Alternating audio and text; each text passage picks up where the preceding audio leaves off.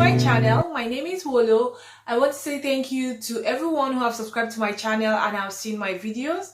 I love to share useful information about life in Canada and anything that I know will be beneficial to anybody who sees my videos. Today I will be sharing information on the occupations in Canada, but with a focus on Alberta. It's looking like I'm talking so much about Alberta this week. The last video was about Alberta, and then this week again is still about Alberta. But as from next week, I think I will change focus. But today I want to talk about some of the occupations in Alberta, what the earnings look like, and what the deductions look like after you get those earnings. So I will narrow down the occupation to just one occupation to do the analysis of what to expect in terms of earning if you find yourself in that occupation. So for people who are administrative assistants in Alberta, or I won't say administrative assistants, I think administrative officers in Alberta, the starting wage is $29 per hour. And then for people who are accounting technicians, the starting wage is $26.41 per hour. For people who are architects, the starting wage is $40 per hour. Then for people who are dentists, the starting wage is $85 per hour. And for people who are financial accountants, financial auditors, people who work in Deloitte and who have a CPA, I think they are categorized as managers. The starting salary or the starting wage is like $38 per hour. And for registered nurses, $29 per hour, and then you grow up from there to like $37, $40 per hour. So I will now focus on just one occupation, so that if you find yourself in that occupation, you should know what to expect. So if you're a financial accountant and you're earning like $38 per hour, so you multiply $38 by the number of hours in a month, which is like 150 hours, work hours in a month. The 150 work hours is divided by it's divided by 37.5 work hours in a week. So you have 37.5 hours per week. And when you're in Canada, the pay system is like bi-weekly. Some companies pay weekly, but most companies in Canada pay bi-weekly. So if you're earning your salaries bi-weekly, you multiply what you earn per hour by the week, then multiply it by 2 weeks, so you know what you're going to get in 2 weeks time. So if you're earning $38 per hour, bi-weekly you will be earning $2,850 per hour. Now this is the gross income of what you're going to earn if you're a financial auditor or a financial accountant. Remember, the focus is on financial accountants because I want to do an analysis of how much the net income is going to be like when you a financial accountant and earning $38 per hour living in Alberta.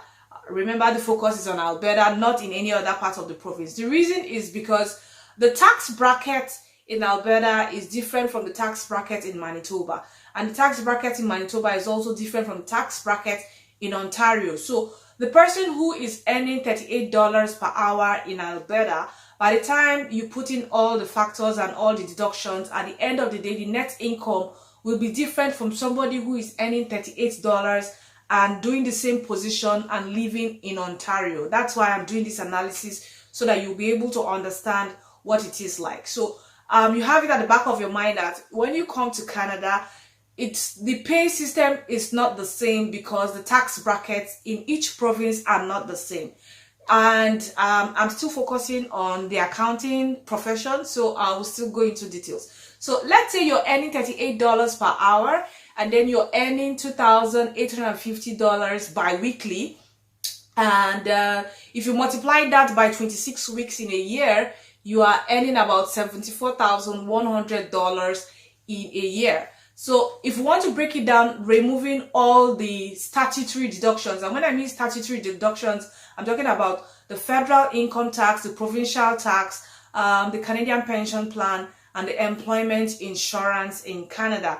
So these are the statutory deductions. There are other deductions that can be added to it, like union dues, and if your company is contributing to, let's say, a defined benefit scheme, like maybe an RRSP or whatever, they can also deduct from your salary. If there is any other benefits that requires deduction, it might be also deducted from your salary. So, but I'm focusing on the statutory deductions that cuts across all employees in Canada.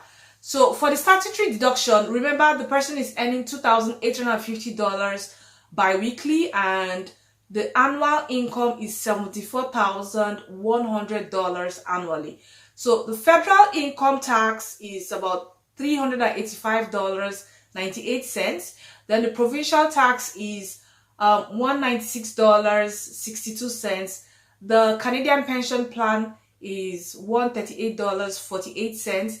And then the employment insurance is $46.17. So at the end of the day, what is deducted from the person's bi-weekly check or bi-weekly earnings is $767. I don't know the cents fraction, but a total of $767 is deducted as taxes or as deductions, statutory deductions from the person's earnings. So what the person takes home at the end of the day is $2,082.75 if the person is living in Alberta. Now remember, Alberta's economy is still trying to come up, and the cost of living is not so high compared to the cost of living in some other places like Ontario and Vancouver.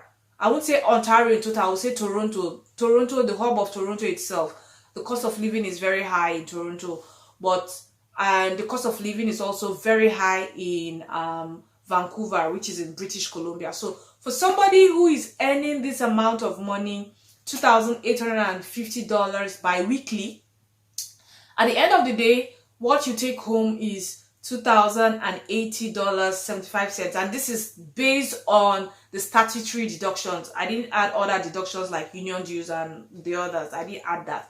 This is based on the statutory deductions. So this person is living in, let's say, Calgary, Alberta, and this is what the person is going to take home at the end of deductions, $2,082.75. Now, I want to compare that with somebody who is living in Ontario. Like I mentioned earlier, if you're living in Ontario, the tax bracket is different from the tax bracket in Alberta. They are not the same. The tax bracket in Manitoba is different from the tax bracket in Ontario, and they are not the same. So this person in Alberta is already taking home $2,082.75.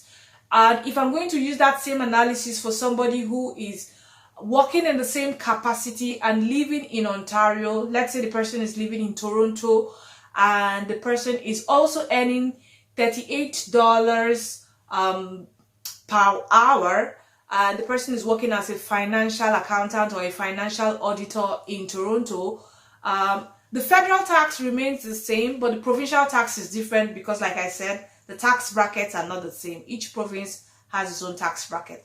For the provincial tax in Ontario, the deduction will be $192.83. For CPP, is the same, $138.48, and for EI, it's also the same, $46.17. So federal tax, CPP, EI, they are the same deductions across province, but for provincial tax deduction, they are not the same because of the provincial tax bracket. So now the total deduction that is going out from the person's earnings for somebody living in Ontario is $763.46, while the deduction for somebody living in Alberta is $767. I didn't get the cents fraction. So the difference between these two provinces for somebody earning this amount of money per hour is just $4 and some cents. So the person is living in Toronto. The take-home pay at the end of the day will be $2,086 54 cents. While the person who is living in Alberta, the take-home pay is $2,082.75. So the difference is just $4.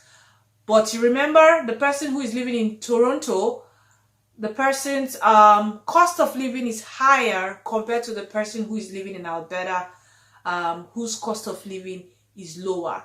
The cost of renting an apartment in Toronto is higher. The cost of renting an apartment in Calgary, let me use Calgary as an example, is lower compared to Toronto. So these are the comparisons and these are the factors you need to know when choosing a province where you want to live in. I will also be doing this analysis with Manitoba as well, and Manitoba is a low-income province. I don't know why I mentioned that, but anyway, I'll be doing this analysis across all provinces so that you have a better idea of what to expect. And I'll also be doing this analysis on different kinds of professions, for medical doctors, for tech people, for all sorts of professions. I'll be doing this analysis from time to time. Thank you so much for watching and have a good day. Bye bye.